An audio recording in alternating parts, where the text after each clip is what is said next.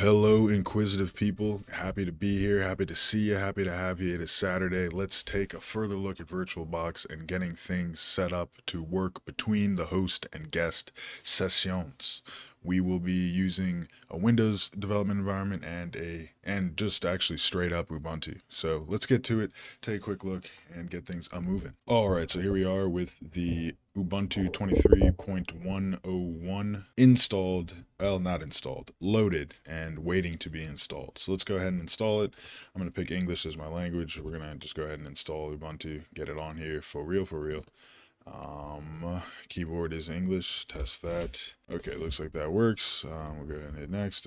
Wired connection. We are technically using a wired connection. That is the NAT, which is going to simulate a wired connection. We are going to hit next, and we are going to, all right, so we'll go ahead and install that. Let it load, restart the installer. Possibly one of the most annoying sounds the computer can produce. That's not true at all. The computer has the capability to produce sounds that are exceedingly annoying. All right, so I'm going to assume the keyboard works. We are going to use a wire connection. We are going to just go with the default installation. We do want to install the third-party software for graphics and Wi-Fi hardware, I believe. Yeah, we might as well. And no, we're not. Yeah, we'll go ahead and these are good to install because usually there's like drivers and stuff that and some other things that may be useful. And you might as well just get that done now instead of having to mess with the keyboard not working and a whole bunch of other stuff. Let's do erase the disk and install Ubuntu since it is technically just a simulated disk. And this all looks good. Again, it's all virtual and simulated. I don't know, simulated, but it's virtual. And this is all handled by VirtualBox, abstracted from our knowledge. So let's just leave it and assume that things will be appropriate. We have clicked install. I am in this area. The computer's name is going to be Ubuntu VB, and the password is also going to be Ubuntu VB so that we do not forget the password. All right, so let's up the base memory let's give it like 8 gigabytes. That's probably fine. Yeah, or however much that is probably fine. Boot order doesn't really matter. It's all kind of, none of this other stuff matters. Okay, processors, let's put it up to execution cap. Okay, nope, we don't want to do that. We don't want to do that. And this should be fine. And that should be fine. Should be fine. This is going to connect us to the real network of the host AS, and it's going to be simulated as an Ethernet. That's why it was a wired connection. Ports should be fine. USB, we're not going to use. Shared folders, we will set that, and we'll do that later. User interface also matter. Okay, so should be able to start this up again. Things should be faster. Okay, so things are installing. Should take some time, but not too long. And then we are basically done, and we'll do the same thing with Windows, and then go ahead and start working with the shared folders, make sure that that's all good to go, and then download some files and plug them in both. All right, looks like it is installed and ready to use. We can go ahead and restart this now. Hopefully things continue. All right, so Ubuntu has been installed. We should be able to log in, and things should be running. Looks like they are. I have made the executive decision to do the shared folders process for Ubuntu now, so that we're completely done with Ubuntu. We can move on to Windows and be done for the day. All right, so shared folders. What really are we trying to do here? Let's make some space, just throw things over there. All right, so what we are trying to do is have folders on the host machine that we can access on the guest machine. The host machine is the actual machine, and we'll refer to the guest machine as the VirtualBox system thing. Okay, so when we go to settings, we are going to go to the shared folders section here.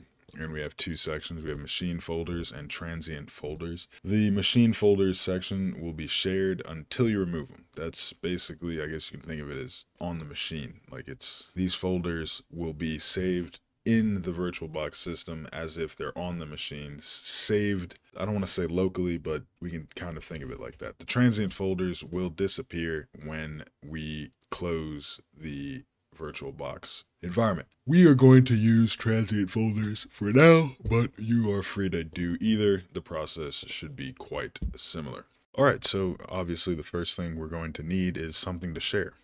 It's probably going to be easiest to just create a new folder for testing purposes, and we'll go ahead and call this the shared underscore folder. Simple enough. That is the folder. We're going to want the path for that, which is annoying.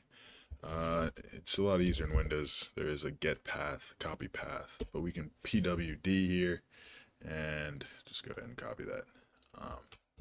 There's other ways to do that, but that's probably the fastest. All right, so now here we are. We're going to do a transient folder. It should be about the same, but this way I don't have to worry about it being on there, and I don't really want it to be because it's just a demonstrative exercise. We're going to add a new shared folder.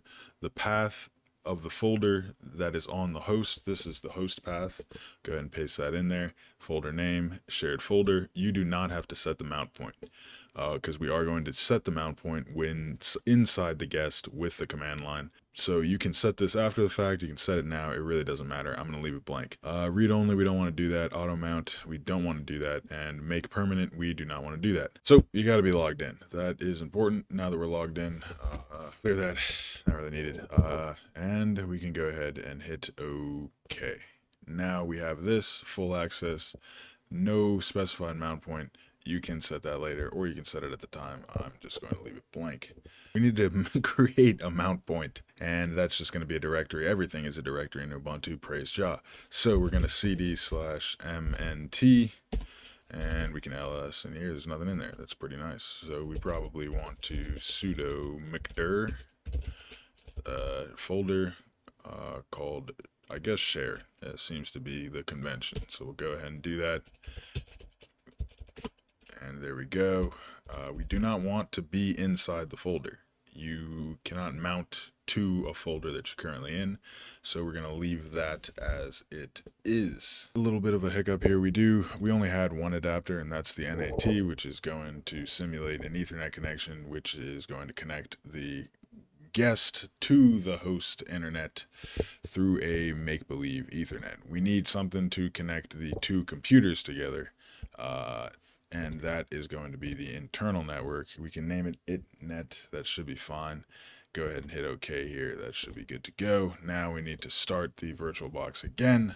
I do apologize, but make sure you do that. If you are starting from scratch here with an ISO file, you do want to make sure that all the networks are properly configured.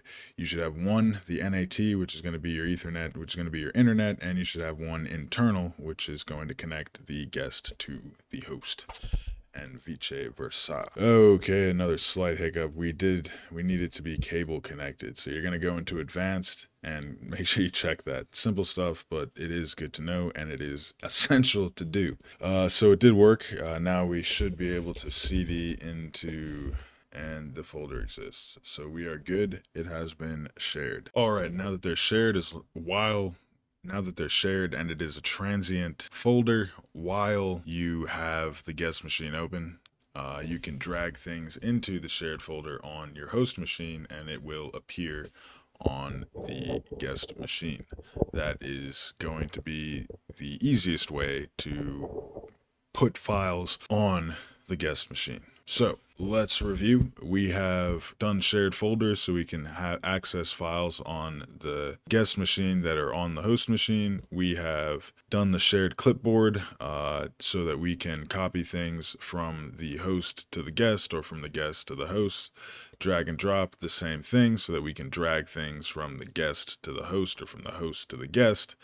Everything else we do not really need to worry about. We're not using any optical drives. Audio, you can configure that if you want. It will just be a simulated bridge between here, your host, and your guest in the same fashion.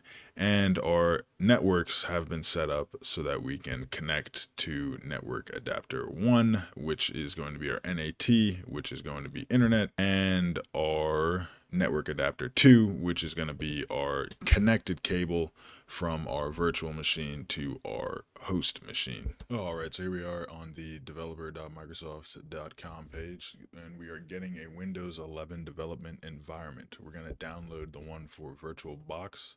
21 gigs, it takes its time, and we already have it. So let's go ahead and unzip that and check it out. Alright, and Windows has graciously provided us with an OVA file. The difference between the OVA and the ISO is going to be the OVA is going to have the ISO plus some additional settings. So we should, in theory, have less of a setup. Now, let's add the OVA. So now we want to import the appliance. The names are weird, but this is an appliance, I guess. The OVA is the, I guess, zipped OVF, it's the same as an OVF, just slightly different format. That's what we're looking for here. It's more contained, I suppose. This is located in the place where it is located, and we'll go ahead and open that up, and that's the OVA file. We'll go ahead and open that up, and we will be good. Hit next. Virtual system, it's already got the name for us, the OS type, the CPU, we've given it 4. I have 24 cores, so that should be, I think I have 2 on the other one, so we're at 6, plenty. 8 gigabytes of RAM, I have 92 gigabytes available, so this is going to take up 16 if we run both of them at the same time. That should be fine. Base folder, that is good. Include only the NAT network adapter MAC address, and that is fine. Yeah, that's good. We don't want to have the MAC of the host. Import hard drives as VDI, that is fine as well. We'll go ahead and hit finish.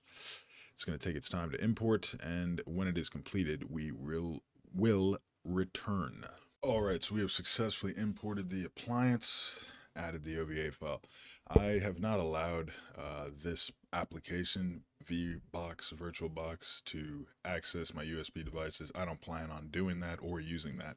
So I'm going to ignore that. If you want to... Okay, so here's how you do this, and I'm not going to do it, and I'm not even going to explain how to do it. We have ChatGPT. It is 2024.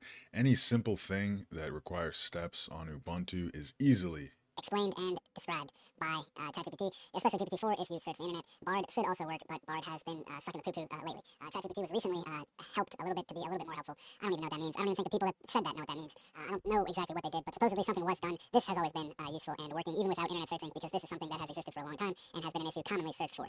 So you are just going to, it's going to basically just be a command line thing. But I'm not going to do it, and I don't want to do it, and I don't think you need to do it. There really should be no reason for this, especially we're not trying to, maybe if you want to look into a USB drive that may have malware on it and you want to simulate the process of plugging it in, if it has some kind of automatic running thing, which doesn't really exist anymore because usually the USBs are protected and prevented from doing anything like that, but maybe it is. So here it is. You can pause the video and look at this, or you can just search it yourself. Alright, so let's go ahead and start this machine here. So, alright. So we did have to go into settings again, doing the same thing as we did on Ubuntu, setting up the adapter 2 with the cable connected. It was already checked, but the adapter 2 was not attached to the internal network. So we have everything running, and we should be good to share folders. Okay, so alright, so Windows graciously provides us 2 ways to do this. We can start with the PowerShell. This will also work on CMD. In this case, the commands are the same. Well, first we want to go into settings here. Shared folders, transient folder, create a new folder, folder path. Should be just on the desktop, shared folder, open that up, mount point. In this case I will, just because we want to have it available and list it here in case I forget where exactly it was, which doesn't make any sense because it's going to disappear. But I'm going to set the mount point here just because I didn't the last time and I will this time. We'll do the X drive, that is the convention. Okay, so netuse x space / vbox server or svr, and the name of the folder on the host is shared folder, and that should be it. Let it do its thing. Hopefully it cannot find it. Okay, because I didn't hit OK here. I think that is an issue. Okay, so it has been completed. We should be able to then go to the File Explorer, and we should be able to go to Network or this PC. Shared folder, here it is. That's fantastic. And there is the Python file that I put in there that you can also find in here. So we are good with that. All right, so we're good with that. If you do just want to use the GUI, you do have the option to do that. You just open up the File Explorer, go to this PC, right click, map the network drive, pick the drive letter. You can pick any one. It doesn't really matter. We're going to stick with the X because I'm not actually going to do it. I'm just going to go through the process. Well, I guess we'll go with the Z because it hasn't been set. But it's the same thing. You're just going to double slash here, VBox /shared folder, and you hit finish and it'll do its thing and have the same outcome. All right, well, that's basically it. We got VirtualBox set up for Ubuntu and Windows in such a way that we can navigate the host machine and navigate the guest machine with some connectivity without too much interoperability. So they are still isolated, just connected by some virtual cables. I think that is a good place to end it for this particular video. Don't want this to be too long. I think anywhere from 10 to 20 minutes is a good place. Next, we will start taking a look at the form of the files we'll be working with. Hopefully, we'll have some good examples of files that are safe to work with and easy to work with. That is important. We ultimately want to try and illegally, no, I'm joking. Ultimately, we want to just be able to analyze a piece of unknown software and determine its safety value. The safety value of software has not been determined or known by me, but it is something that we should determine and know. I hope you all have a great day today. It is actually Sunday at this time. It was Saturday yesterday, and tomorrow will be Monday. That is how time passes. Please comment if anything's unclear. Comment all the time. I will respond. I'm happy to hear you. If you need some assistance, you can always shoot me an email, and I will happily help. I'm not, there's no charge in here or anything, but if you do want to grace me with a couple of dollars, maybe a cup of coffee, that is always appreciated as well. But feel free to email me anytime. I respond to those, and those are cool because interesting stuff. I like to know what people. It's good to it don't cost nothing to show love. So let's show some love. I hope you show some love out there. Be easy. Peace.